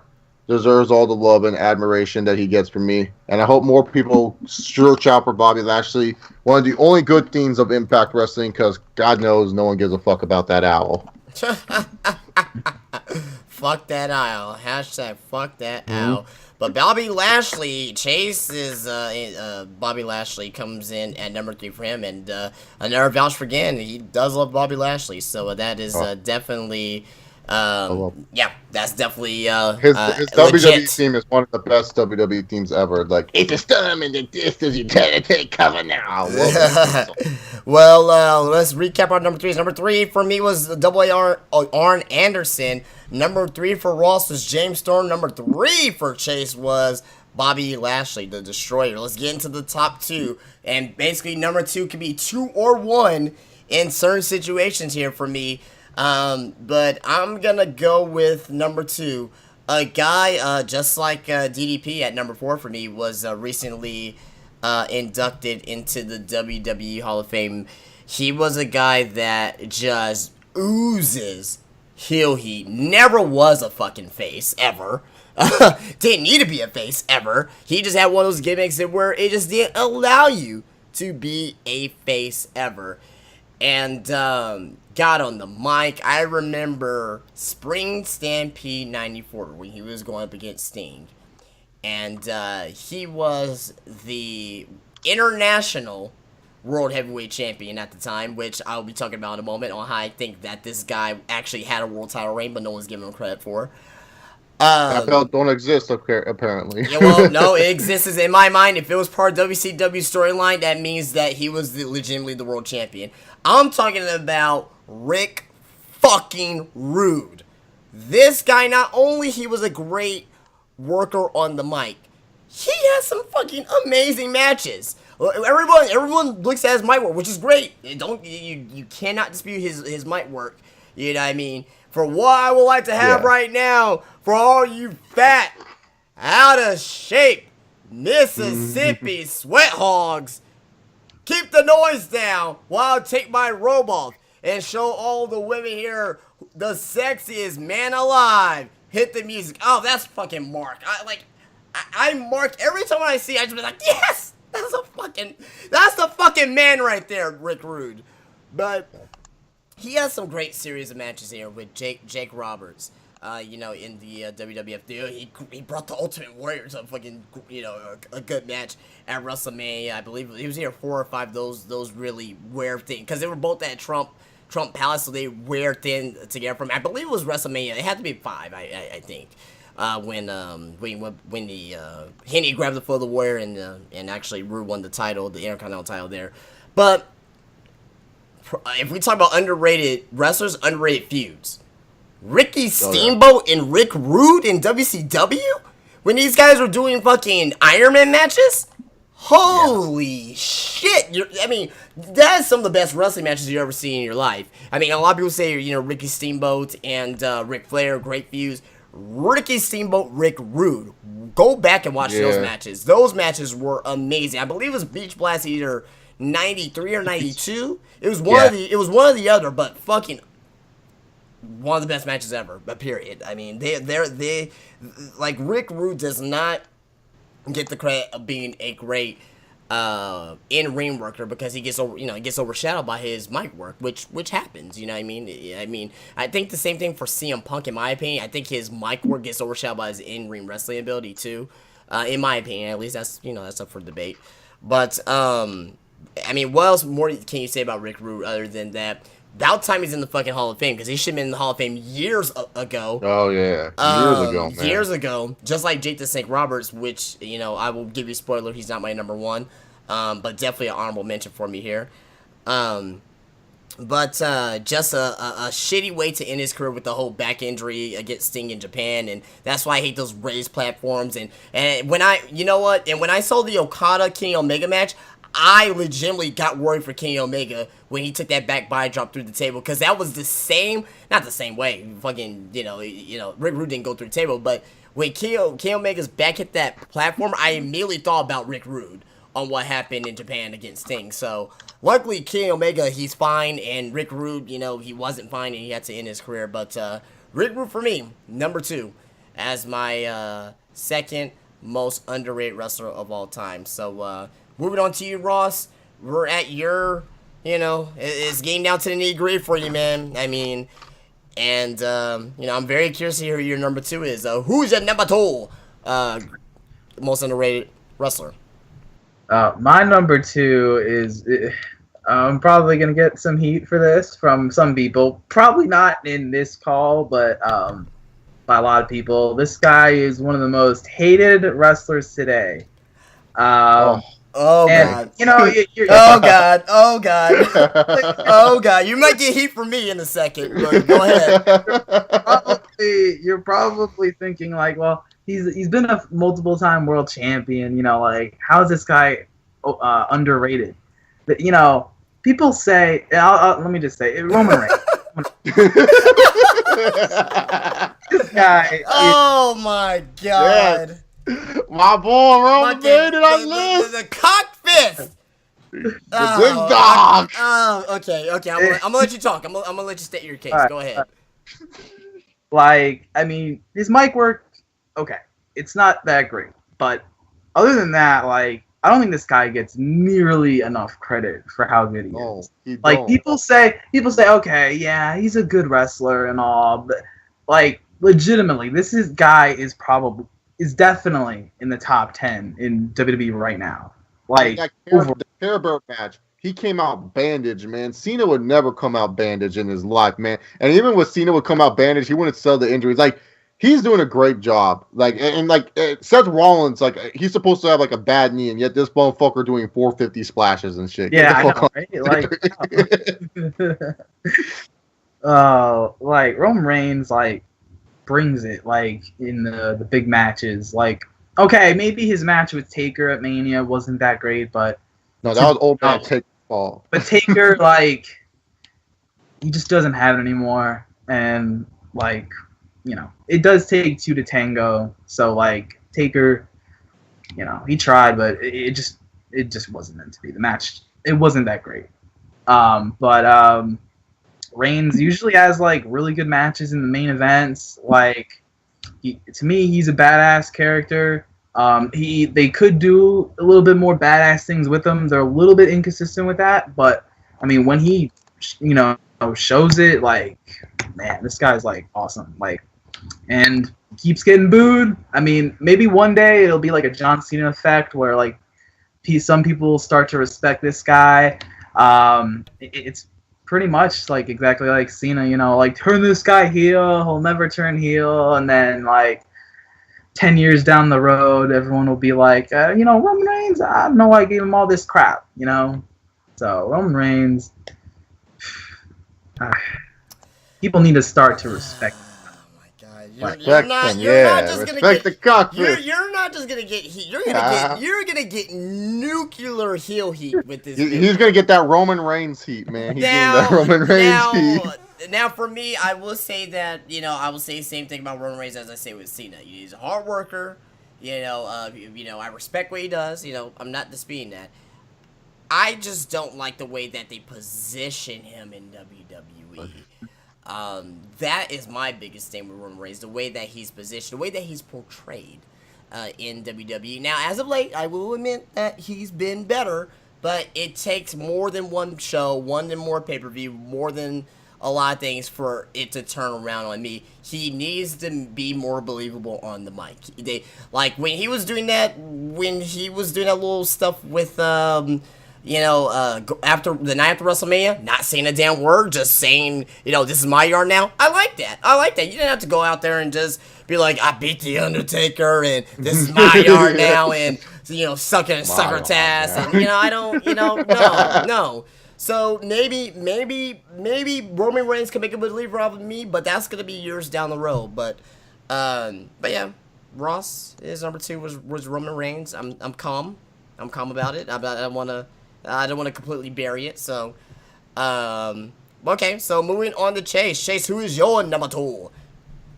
My number 2 is actually a triple on this list. Cody Rhodes makes my number 2. Wow! Yeah, a triple play from us. That is the wow. Okay, all right, cool. I'm a huge Cody Rhodes fan.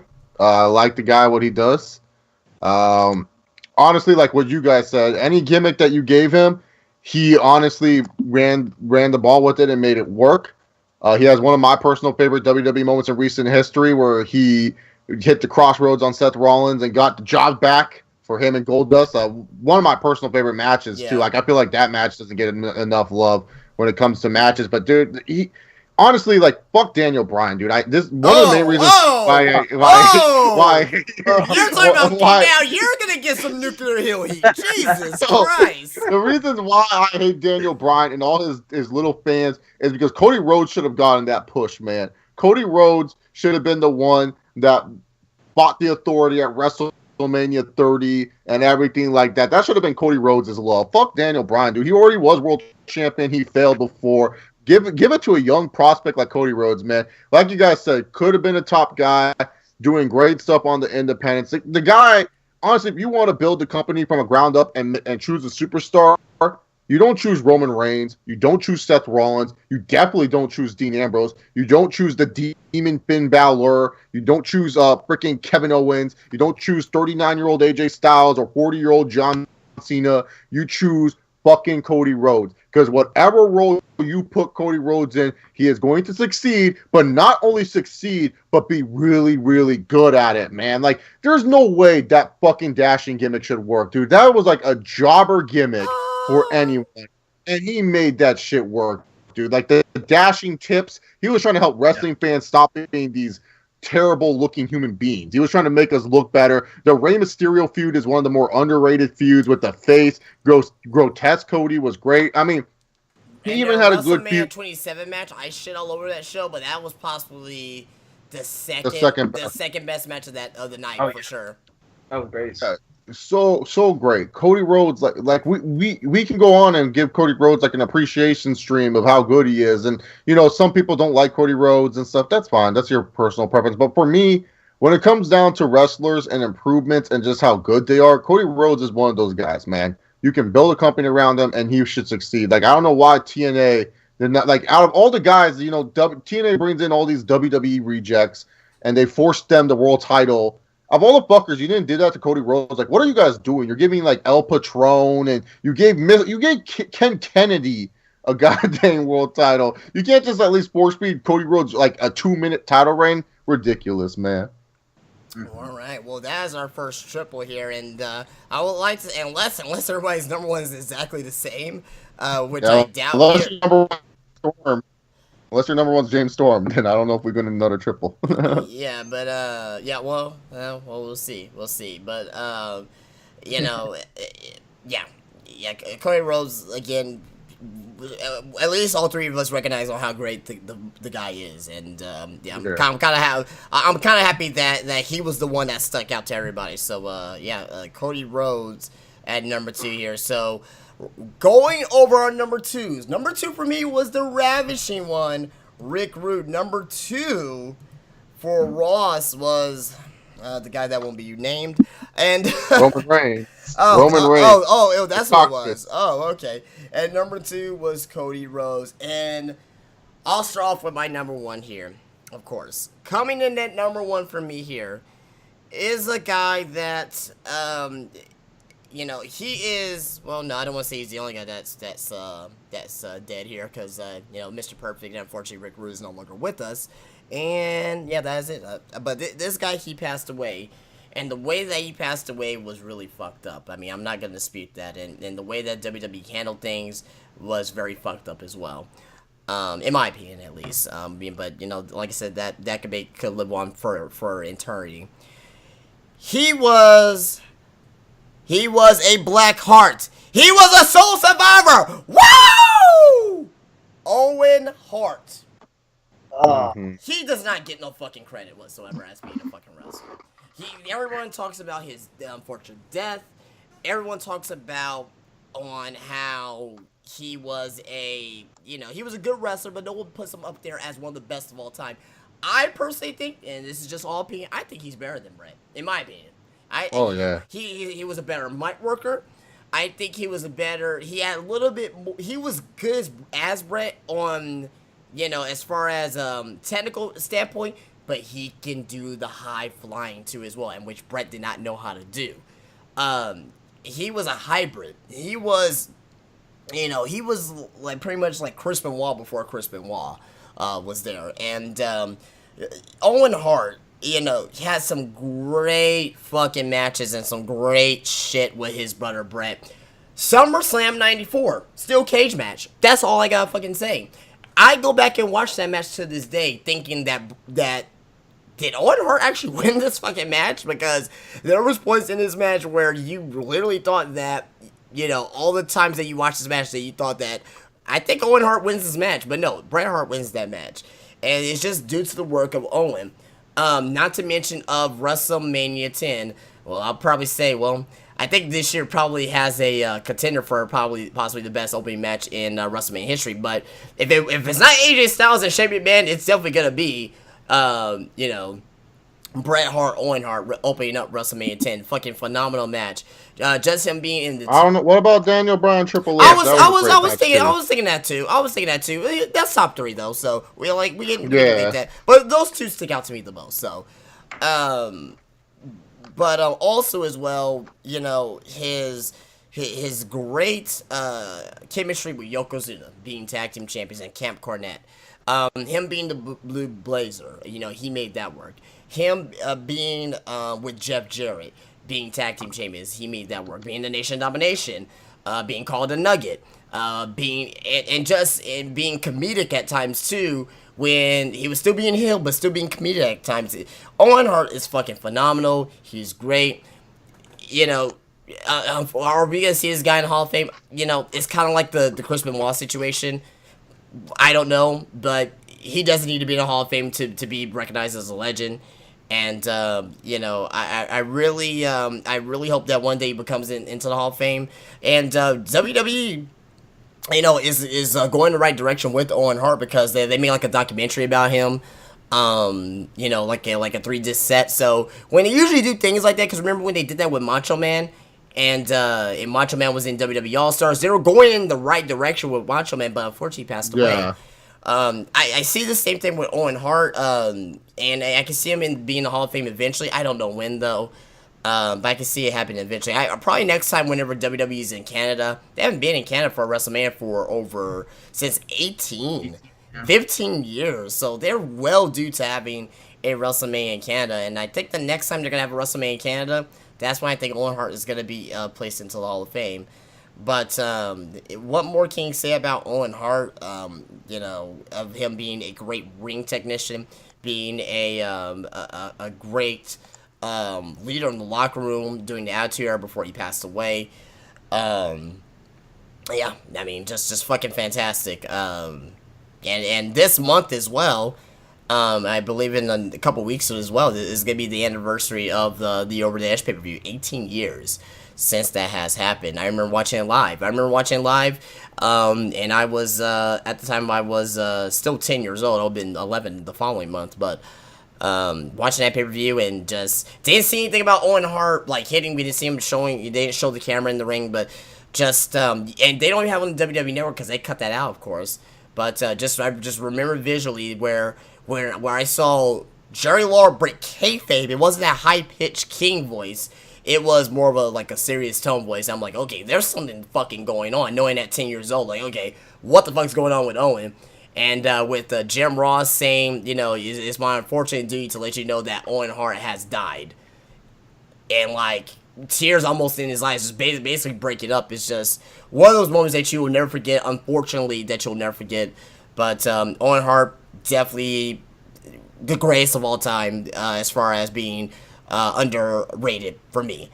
Number one. So, there you go. All right, Ross, we're going to move on to you. Who is your number one? Who is your number one, man? You got Roman Reigns at number two. Who's that number one? Dana Brooke? Is Dana Brooke at your number one? It's Seth Yeah, Rollins. it's Dana Brooke. Oh, Dana Botch. Oh, God, no. Mojo Rawley? Sucks in the ring, but Yeah, dude, Mojo Rawley is great. Oh, he's fucking He won the promo- Andre the Giant Memorial Battle Royal, Justin. He's pretty good. Okay. But before we get into Ross's number one real quick, go check out the SmackDown live review. I rip apart fucking Mojo Rawley. He's a piece of fucking shit. Fuck him. They shouldn't allow kids around Mojo Rawley. Fuck. That's fucking disgusting. Well, he's friends with Rob Gronkowski. Alright, but Ross, who's your number one, man? all right, my number one spent a little bit of time in the Hart Foundation. His life was cut short, unfortunately. And no, it's not Owen Hart. Not Owen Hart. I know who you're going with, though.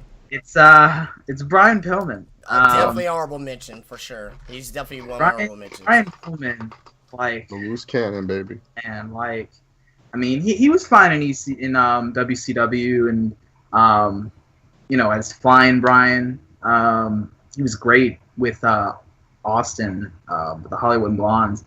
But when he became a loose cannon, like a lot of people are hoping Dean Ambrose could be something like that. Like he was so great on the mic, and his character was just awesome.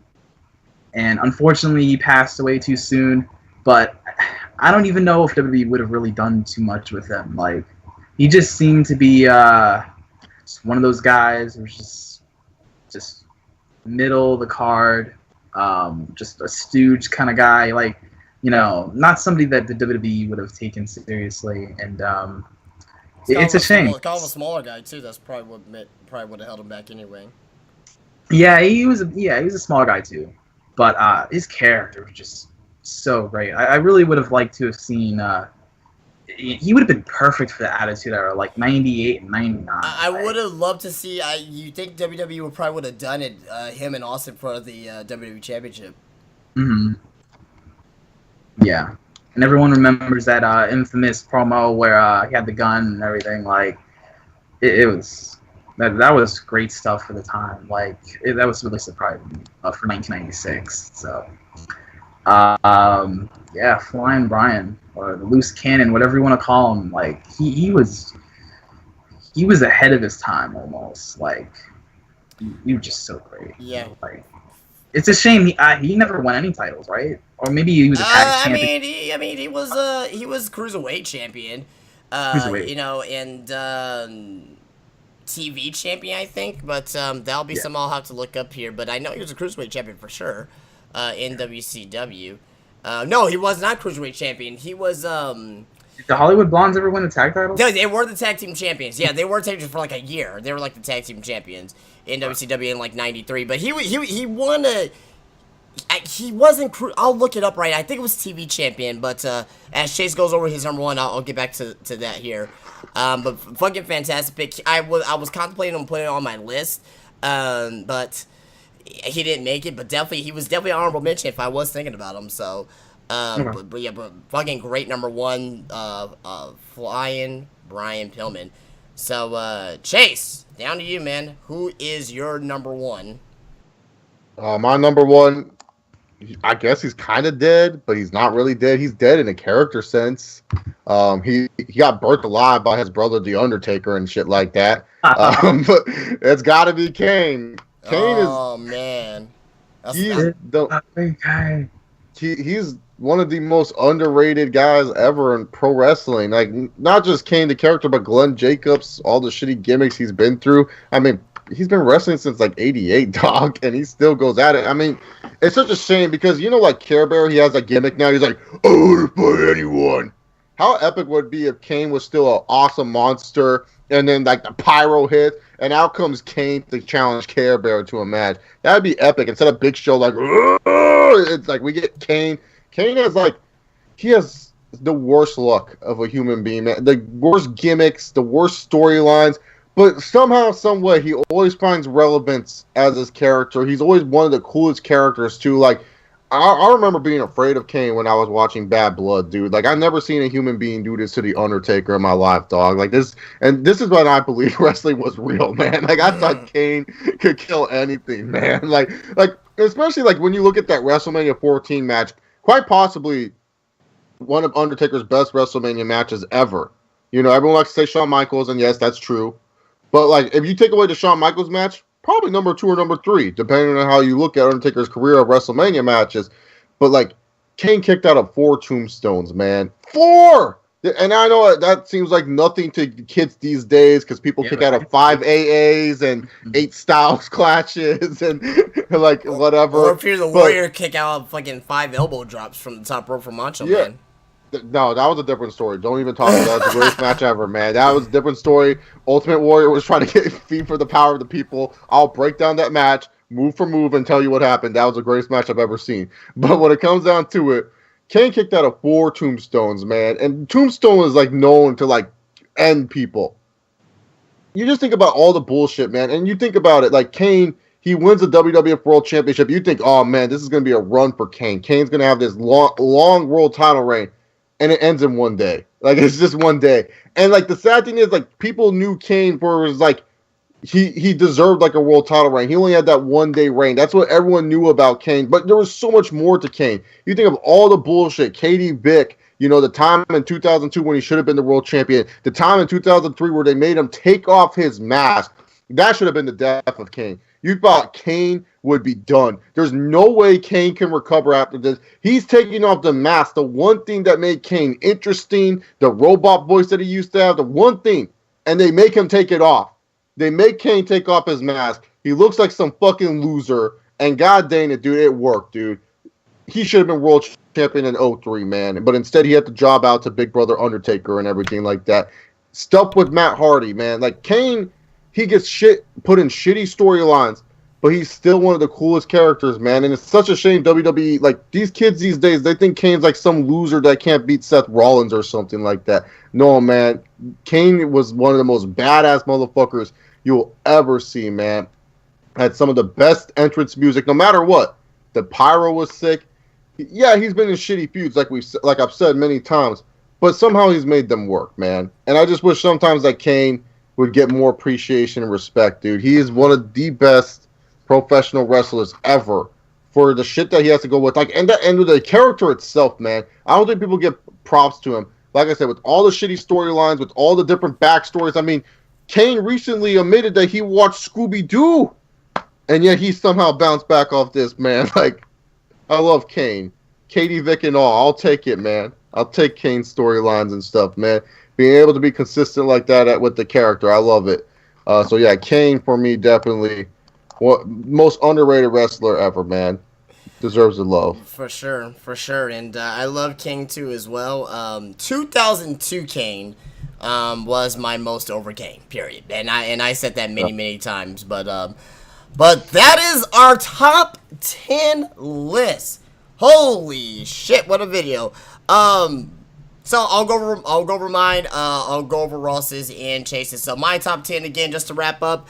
Mr. Perfect at number 10, Cody Rhodes at number 9, number 8, Taz, number 7, John Cena, number 6, The Midnight Express, number 5, William Regal, number 4, DDP, number 3, Arn Anderson, number 2, Rick Rude at number 1, Owen Hart. Ross's top 10 was Damien Sandow at number 10, number 9, Tyler Breeze, number 8, Dean Malenko, number 7, Rusev Machka. Number 7, Bam Bam Bigelow. Number 5, Cody Rhodes. Number 4, John Morrison. Number 3, James Storm. Number 2, number 1, Brian Pillman. And number 10 for Chase was Mystico. Number 9, Bo Dallas. Number 8, Batista. Number 7, James Storm. Number 7, Homicide. Number 5, Nigel McGuinness. Number 4, Taz. Number 3, Bobby Lashley. Number 2, Cody Rhodes, as that was our, all 3 of us got Cody Rhodes in there. And number 1, it's gotta be Kane. Great list from, I will say, all 3 of us. You know, guys, you can leave your list down below for sure as well.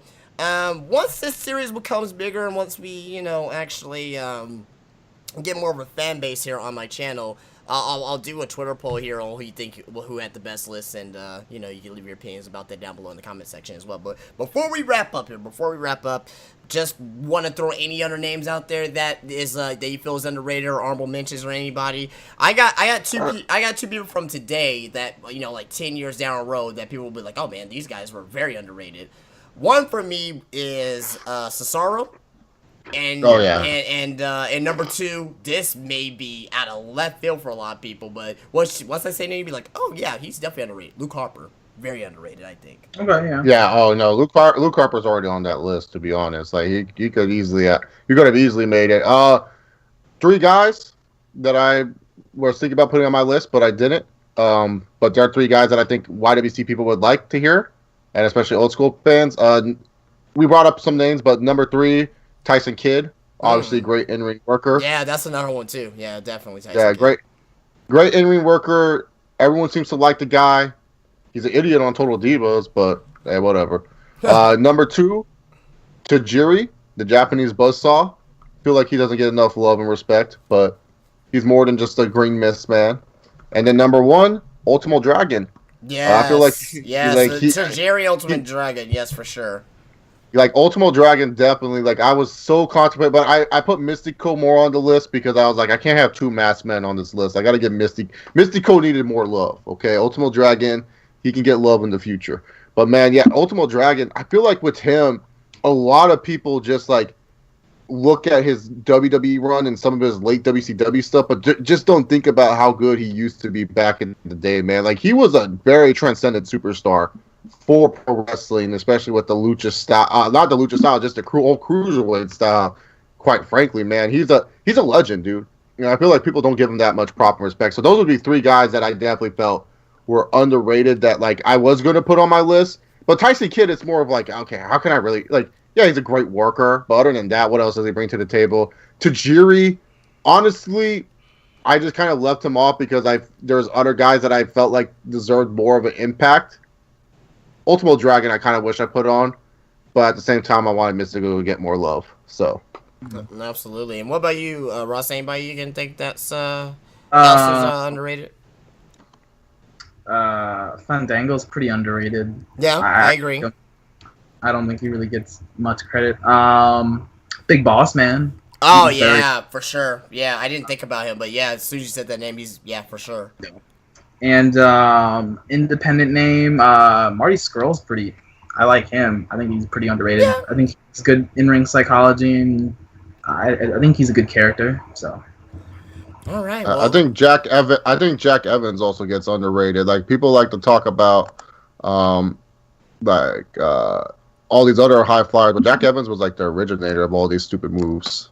Yeah, doing the fucking what was the fucking 480s, whatever the fuck it's called, splash. Yeah. But yeah. 630. 630, whatever the fuck it is. I don't fucking know. I don't even know how they get the numbers for these revolutions because it makes no sense to me. But anyway, but yeah, that is it. That is the top 10 most underrated wrestlers here. I like to thank Chase and Ross again. Go ahead and follow Ross at GoStandard000, and that is also his Twitter name and his YouTube name rather. So go subscribe. Over 2,000 subscribers, and also over 2,000 subscribers on his channel is at Chase Oliver 68 on Twitter, and just look up Chase Oliver on YouTube.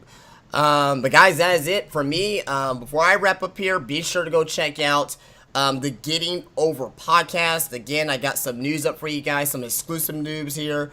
So you definitely don't want to miss that. Uploaded that yesterday as of this recording here. And also as well, go check out my Raw, SmackDown, and NXT reviews. Also go check out my other top 10 video, the top 10 best titles of all time, or best title designs of all time. And last but not least, be sure to go check out I was talking about the Getting Over podcast, but I'm talking about the What Else Happened. The Finger Poke of Doom episode 1 is up. Definitely go check that out, and be some of the best shit that you're gonna see on YouTube for sure. For the What Else Happened episode 1. But that is it, guys. I'd like to thank Chase and Ross again for coming out here. Please rate, subscribe, drop a comment, and I'll see you guys later. Peace out. And we're off. Oh, sweet.